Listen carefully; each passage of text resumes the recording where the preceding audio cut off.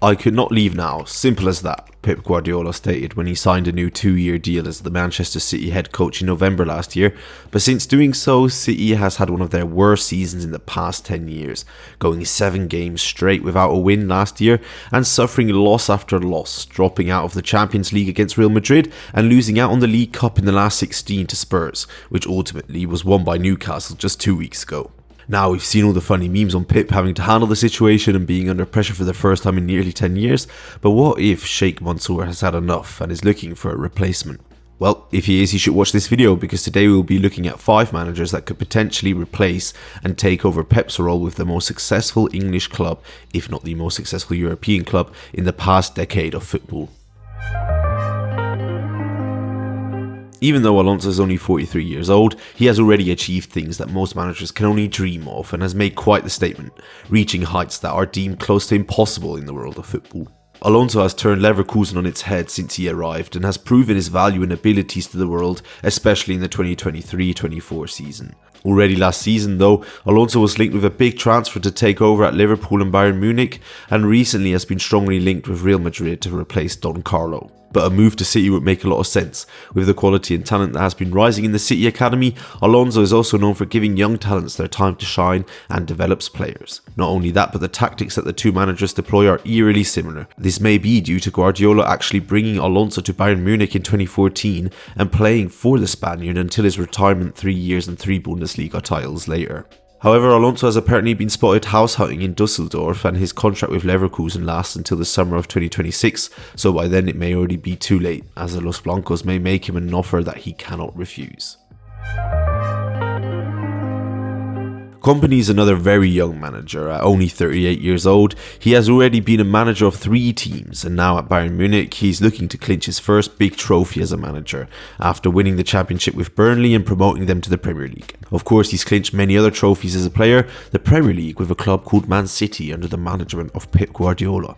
And he wasn't just on the sidelines either. He won it as Man City's captain and is regarded by the citizens as a legend, having played a vital role in City's dominance over the past decade. So if you do some simple equations, it's quite obvious that Kompany would be an amazing fit for Man City, with not only his contract expiring at the same time as Guardiola's in 2 years' time, but also because Pep himself believes it was written in the stars that sooner or later Vincent Kompany will be Manchester City manager. He stated, "Maybe he doesn't agree with me, but having seen his teams, I'm more than convinced today he's going to come back. When? This part I don't know, but it's going to happen." Well, by now you can see there's a pattern evolving here that the most favourable to take over Pep's role at City are players that he has coached in the past.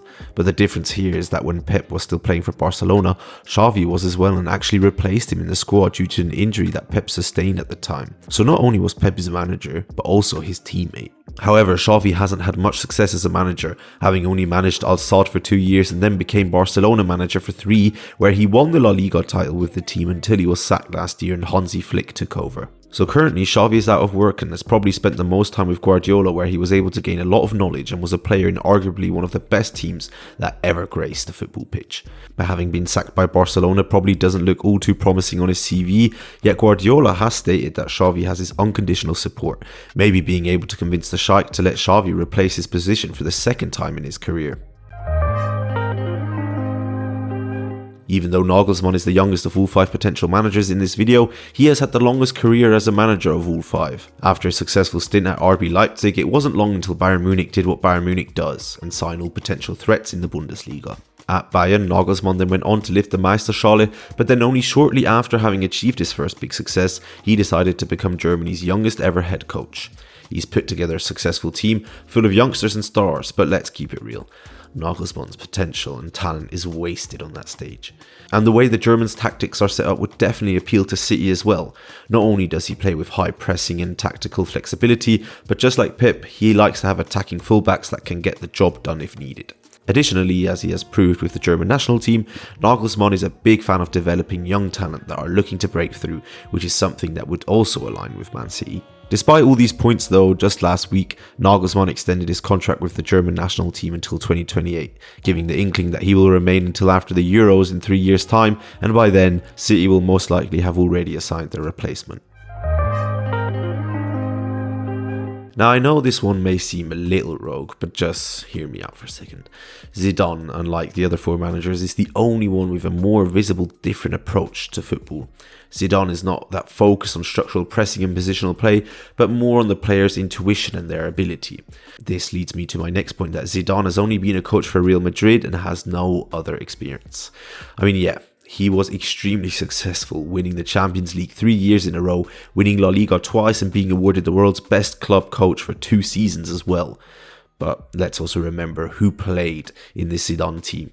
This Madrid team seemed like they didn't even need a manager. Every position had a player that was out of this world and performed immensely well. Still, it's not like Man City doesn't have any world-class players. All they'd have to do is just adjust to a new system and style of play. According to the press and some rumours though, Zidane apparently will only return to football management if he can be in charge of the French national team or if he gets reinstated at the Bernabeu. But maybe with a good enough offer, Mansour can convince him otherwise. Alright, thank you very much for watching this video. I hope you enjoyed it, and I would like to know who you think might take over Pep's role as manager at the Etihad in the comments. Also, thank you so much for the support recently. I really appreciate all the likes, comments, and of course, all the new subscribers. So, if you haven't already, please join me on my journey. See you in the next one. Bye!